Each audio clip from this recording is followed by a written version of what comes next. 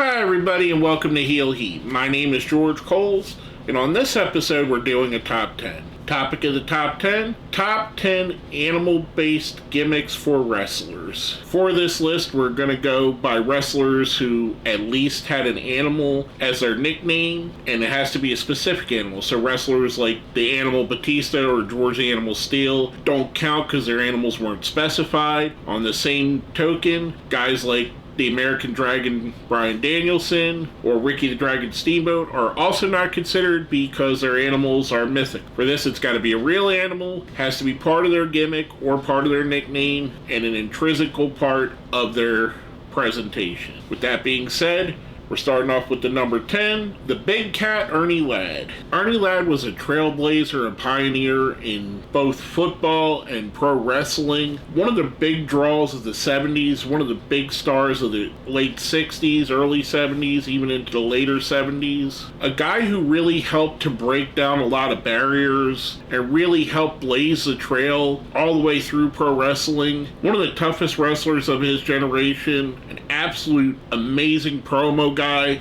a great in-ring talent, one of the best big men of all time. The Big Cat Ernie Ladd definitely deserves to be on this list. Now going from that, our number 9, one of Ernie's contemporaries, Gorilla Monsoon. Now Gorilla wasn't his nickname, it was part of his name. Gorilla, for my generation, is the lovable straight man to Bobby the Brain Heenan's insane heel. However, for a generation before me, he was the monster heel that was going after their favorites, whether it be Pedro Morales, whether it be Bruno Sammartino, or any other star in the company. The man has left a lasting legacy on pro wrestling, so much so that they have the area just behind the curtain where the producers or owners or matchmakers, whatever you want to call them, where they sit to basically monitor the matches, is called the Gorilla position in honor of him. Again, just a one-of-the-kind talent, a guy that I will probably never forget. I will always remember and always smile when I think of him. I could still hear his voice in my head when I think of his name saying, "Will you stop?" to Bobby the Brain Heenan when Heenan was saying some off-the-cuff remark disparaging one of the faces. Just an amazing guy and an amazing talent,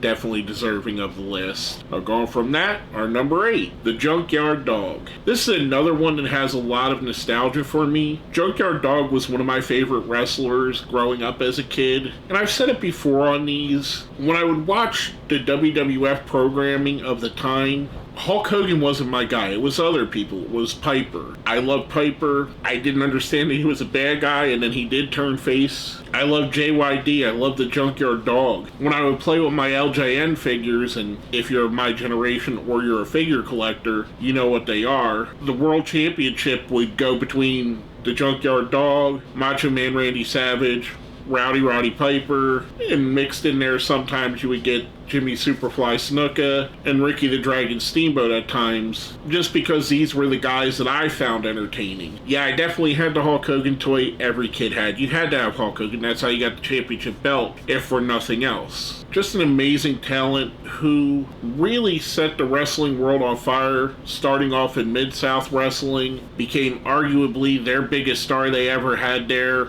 Went to the WWE, became one of their big draws there. A guy that a generation of kids looked up to, loved to dance with, loved to watch wrestle. Just an amazing talent. I love the Junkyard Dog, hence why he's on the list. Now going from that, on number 7, the dog-faced gremlin, Rick Steiner. And I know as of right now, Rick Steiner is kind of persona non grata, and it's really a shame, and it's something that really bothers me personally, because I love the Steiner brothers. I know they're not perfect human beings. I've never assumed that. The stuff he said WrestleMania weekend, I cannot condone and I cannot accept in any way. It is really sad to see someone that you consider a hero go down that path and be basically a piece of garbage. It's really sad that it had to go that route, but I can't deny the fact that Rick Steiner, for over 15 years, was one of the top wrestlers in the world, whether it be as a singles wrestler, as a U.S. champion, tag team champion, TV champion, whether he be in the varsity club or teaming with his brother or running on his own. He was one of the guys that really made WCW what it was and made it feel like a show you can't miss because you had guys like Rick Steiner on there. Again, just an amazing talent. Unfortunate circumstances that he's in right now. Hopefully he repents and he honestly means it. In my opinion, I really hope he does because it bothers me. And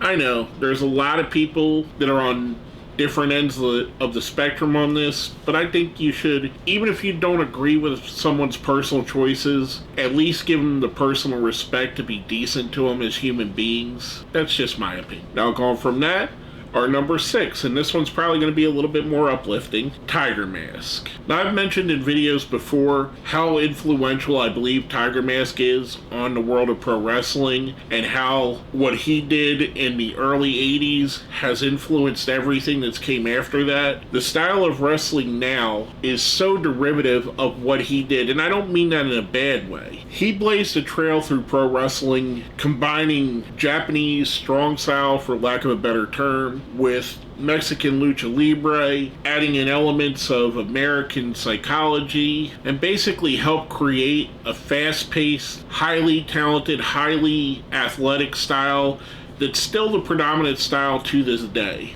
There are very few people in the pro wrestling world that have left as big of an impact as Tiger Mask, hence why he's on my list. Now, going from that, our number 5, Rhino. Rhino was the last ECW World Champion, and I gotta believe if ECW would have carried on, his legend would even be bigger. He had a great run in the WWE, a fabulous run in TNA, had some short stints in Ring of Honor, and even when his later career came along, had some great comedy stuff with Heath Slater. Rhino was exactly what his name implied he was. He was just a force of nature, a rhinoceros. He'd bowl through you and destroy you and leave nothing there to be picked up. He didn't care whether you were male, woman, child. He laid waste to everything in his way. He'd hit you with the gore. It'd be a 1, 2, 3. Rhino picks up the win. Just a great wrestler in my opinion. A guy, again, I think that probably would have done more if there was still an ECW. Even if it only lasted 2 or 3 more years, he'd probably be looked at more fondly by history. But he still left a great legacy either way. Now, going from that, our number 4, Jake the Snake Roberts. The one difference between Jake and most of the guys on this list is Jake didn't have a litany of championships like most of the other guys have had. However, there's a strong argument to be made that Jake the Snake Roberts had the best in-ring psychology of any wrestler anywhere in the world. In an era where everybody was screaming at the camera, Jake whispered. Jake was such a great heel that eventually he got over as a babyface, just on the strength of how good his character was. You couldn't help but cheer for him. I mean, this was a guy, whether it was in Mid-South wrestling Jim Duggan, or in the WWE wrestling Ricky Steamboat, or Rick Rude, or any of the other litany of great wrestlers he wrestled against, Jake made himself a focal point. Jake made himself one of the best heels in the history of wrestling. One of the all-time greats, in my opinion. One of the great redemption stories in all of wrestling history. A guy who for 20 years led a terrible life and, in all honesty, should have probably died in the mid-90s. Lived long enough to turn his life around and make himself better. Again, just another phenomenal wrestler. Laid a lot of groundwork for guys to take and borrow from. One of the all-time greats, Jake the Snake Roberts. Now, going from that, our number 3. I had to put a disclaimer before Rick Steiner.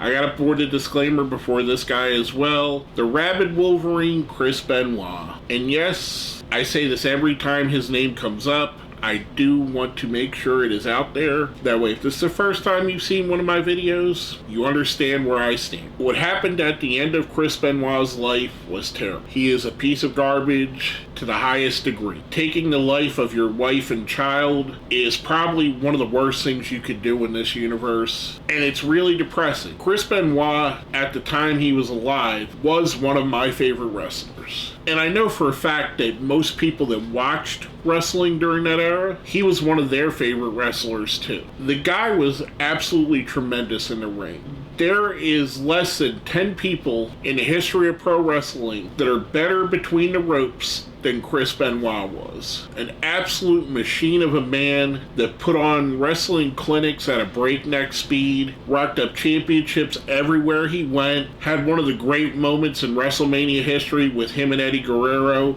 holding each other's hands up at the end of WrestleMania 20. Just an amazing wrestler. Unfortunately, at the end of his life, he became a terrible human. I wish I didn't have to say that. I wish I could still talk about Chris Benoit with just the good parts of it. Unfortunately, I can't. I have to bring up everything. He's on this list because of how successful he was and how much he actually was a Wolverine in the pro wrestling ring, in my opinion. I'll go from that on number 2. Two guys, one, again, who's another controversial guy, but I put these two into one just because they were a tag team. The Dynamite Kid and Davey Boy Smith, the British Bulldogs. Now, I could have easily put Davey Boy on his own as just being him as a British Bulldog. However, when you combine both of these men's legacies, both as the tag team, as solo wrestlers, Davey Boy a top-end talent, Dynamite, along with Tiger Mask, helped pave the way for the way wrestling is nowadays, created the style that Chris Benoit excelled at, created the style that's still being used to this day. Your top-tier talent wrestlers,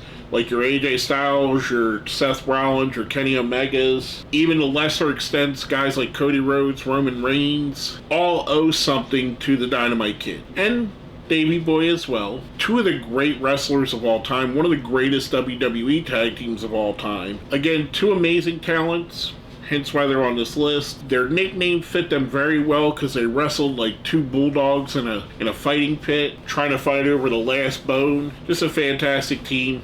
Hence why they're my number 2. Now, before we get to number 1, I do a thing here on my list called the best of the rest. Basically, things that were considered for the top 10 but didn't quite make it. First up, the Birdman, Coco Beware. I've gone on record several times talking about how much I like Coco Beware and how I really feel like he's got a raw deal and has been underrated in history. In my opinion, one of the wrestlers that really made wrestling fun in the 80s. He was a guy that, yeah, he never was a world champion, but he was always exciting for the 6-year-olds in the crowd, the 8-year-olds in the crowd, the kid going to their very first wrestling show and getting to high-five the Birdman as he came down to the ring. Just a phenomenal wrestler, tons of energy, tons of excitement, hence why I considered Coco, but he didn't quite make the list. Last but not least on the best of the rest, Sharkboy. When I look back at TNA wrestling, and I think of the moments in TNA that I really enjoyed the most, of course there's the matches with AJ Styles, Christopher Daniels, Kurt Angle, and all of those. There's also the segments with Sharkboy, his whole Stone Cold impression. Give me a shell, yeah! I mean, he was just great. His tag team with New Jack was absolutely fantastic in its absurdity. In my opinion, one of the great comedic wrestlers of all time. I love Sharkboy, hence why it was considered. Unfortunately, he didn't quite make the list. Now, before I get to number 1, if you think I put someone too high, someone too low,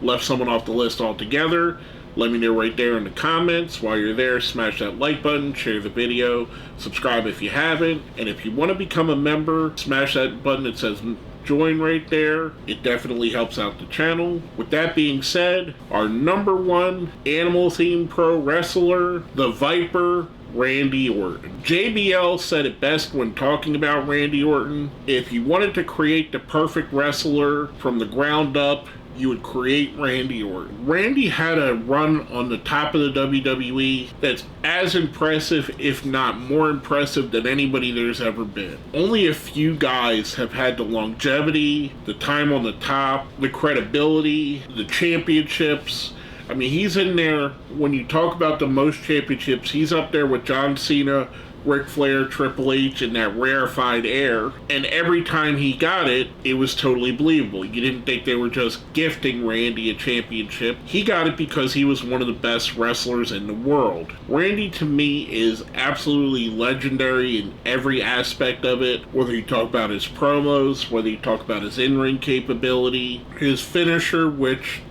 tons of people have done the RKO or Diamond Cutter. Only few have done it better or as good as Randy. I would say he's done it better than anybody else, even including DDP. One of the true wrestlers that transcend professional wrestling and become just global talents along the lines of John Cena, The Rock, Ric Flair. A guy that, in my opinion, even with all the accolades he's had, doesn't get the respect he deserves as being one of the all-time greats of all time. When we talk about him, we don't put him in the list with guys like Bret Hart, Shawn Michaels, and guys of that nature, but we absolutely should. Any metric you want to grade a pro wrestler on, Randy Orton has done it, and he has done it as good or better than any one of your favorites that's ever done it. To me, he's on the short list of greatest wrestlers of all time. I would definitely put him in my top 10, and I would make a strong argument for him being in my top 5. Just a phenomenal wrestler. Definitely lived up to the Viper nickname, much like other guys on this list. They really lived their nickname, and the difference between the Viper, for me, and Stone Cold Steve Austin, because I know someone's going to put this in the comments, the Texas Rattlesnake wasn't